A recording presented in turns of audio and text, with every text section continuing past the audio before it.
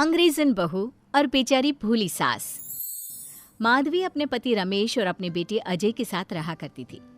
अजय का बचपन से एक ही सपना था कि वो अपनी आगे की पढ़ाई यूएसए में पूरी करे और इसीलिए वो यूएसए पढ़ाई करने के लिए चला जाता है।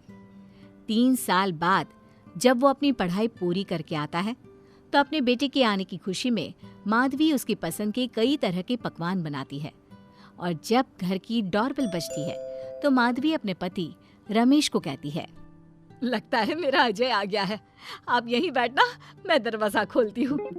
माधवी जल्दी से जाकर दरवाजा खोलती है तो दरवाजे पर अजय के साथ एक लड़की को देखकर वो अजय से पूछती है,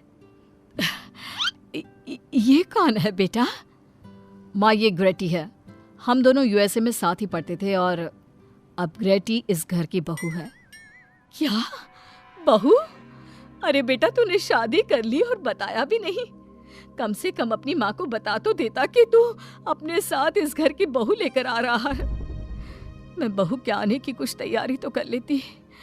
कोई बात नहीं बहू, यही रुक, मैं अभी तेरे लिए पूजा की थाल लेकर आती हूँ।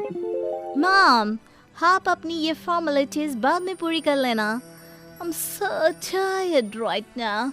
आजा डार्लिंग, अपना रूम कहाँ है? कोई बात नहीं बहू, तुम पहले आराम कर लो, तब तक मैं तुम्हारे लिए चाय बना कर लाती हूँ। ग्रेटी अपनी सास की किसी भी बात का कोई जवाब नहीं देती और अपने रूम में जाकर सो जाती है। कुछ देर बाद माधवी अपने बहू बेटे के लिए चाय नाश्ता लेकर उनके कमरे में जाती है, जहाँ ग्रेटी अपनी सास से कहती है, हाँ चाय, आ चाय। क्या हुआ ग्रेटी? अपनी मॉम को बोलो कि अब ये जब भी हमारे कमरे में आए तो नॉक करके आए। आपसे मैं ऐसा ही करूंगी बहू।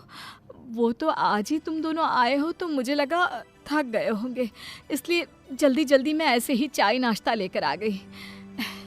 वो क्या है ना, अजय जब भी बाहर से आता है तो आते ही चाय मांगता है, बस इसीलिए मैं ना ये चाय यहाँ रख देती हूँ, पी लेना, अदरक वाली चाय है। ये बोलकर माधवी वहां से जाने लगती है। तभी ग्रेटी अपनी सास से कहती है, जाते हुए अपनी साथ अपनी ये चाय भी ले जाओ, क्योंकि अजय अब चाय नहीं पीता। हाँ माँ, जब से मैं यूएसए गया हूँ तब से मैंने चाय पीनी छोड़ दी है। अब एक काम करो, हम दोनों के लिए कॉफी ले आओ, मैं सच में बहुत ज्यादा थक गई हूँ। अरे ठीक है, ला देती हूँ। अच्छा बेटा, तुम्हारे मम्मी पापा इंडियन है या फिर वही अंग्रेजी है? मेरे मम्मी पापा इंडियन हैं, पर मैं शुरू से यूएसए में रही हूँ, इसलिए मैं खुद को अंग्रेजन मानती हूँ।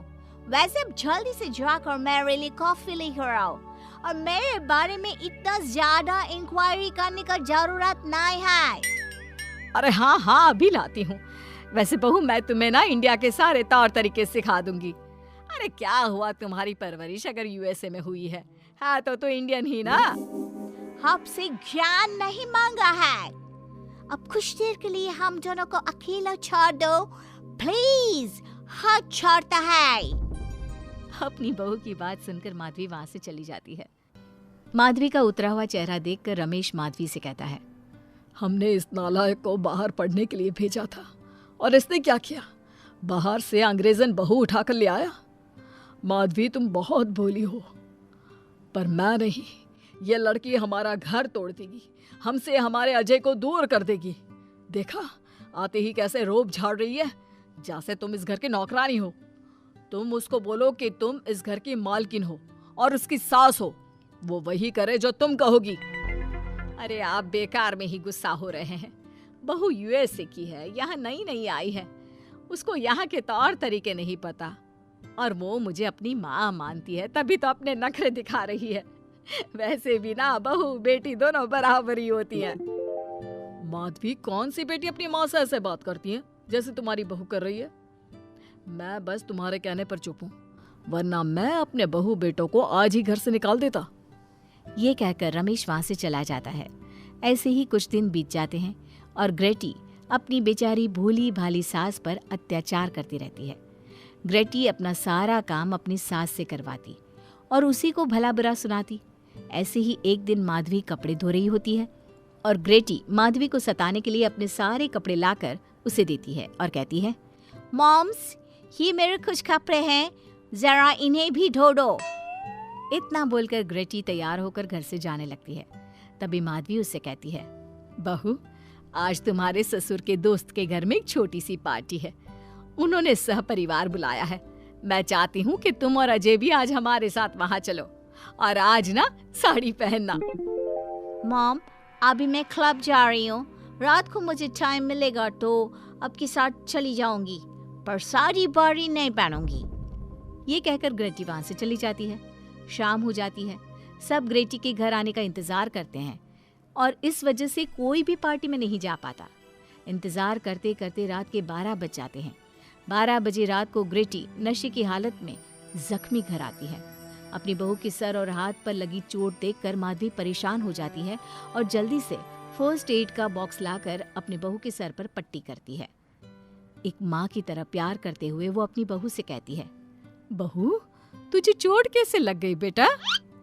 मैं घर आ रही थी, एक बाइक वाले से मेरी टक्कर हो गई। कोई बात नहीं बेटा, कल सुबह होते ही तुझे अपने फैमिली डॉक्टर के पास ले जाऊंगी। अच्छा, अब तू ना आराम कर, मैं तेरे लिए अभी हल्दी वाला दूध लेकर आती हूँ।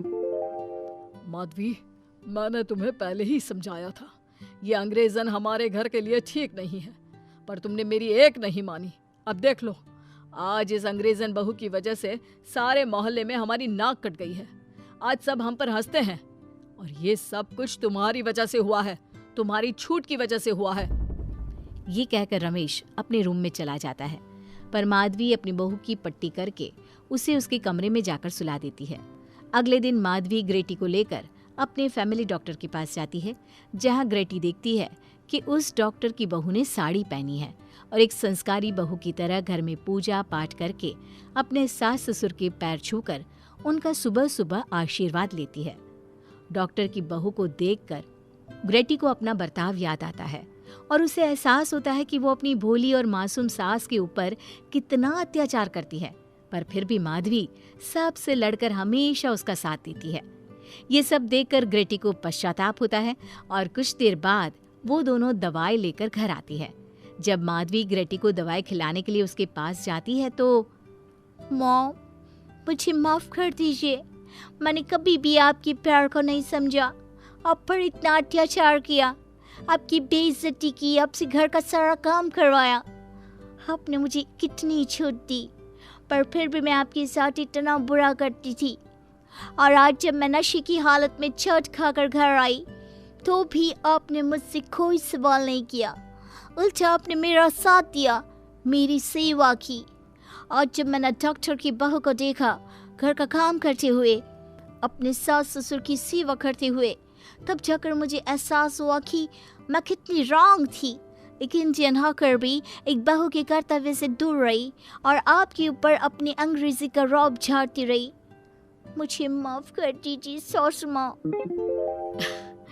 बेटा, अक्सर बच्चों से गलतियां हो जाती है। ऐसे भी सुबह का भूला अगर शाम को घर आ जाए तो उसे भूला नहीं कहते बहू। और मुझे बहुत अच्छा लग रहा है ये देखकर कि मेरी अंग्रेजन बहू कितनी समझदार हो गई है। जिसके बाद माधवी और ग्रेटी एक दूसरे को गले लगा लेती है और उसके बाद से ग्रेटी एक संस्कारी बहू की तरह रहती है और अपनी सास को किसी भी शिकायत का मौका नहीं देती। अपने सास ससुर की बहुत अच्छे से दिल से सेवा करती है। उम्मीद है कि आपको हमारी ये कहानी पसंद आई होगी। कृपया हमारे चैनल को सब्सक्राइब करें और सभी अपडेट्स के लिए बेल आइकन जरूर क्लिक करें। और हाँ, वीडियो लाइक और शेयर करना मत भूलिएगा। Bye bye.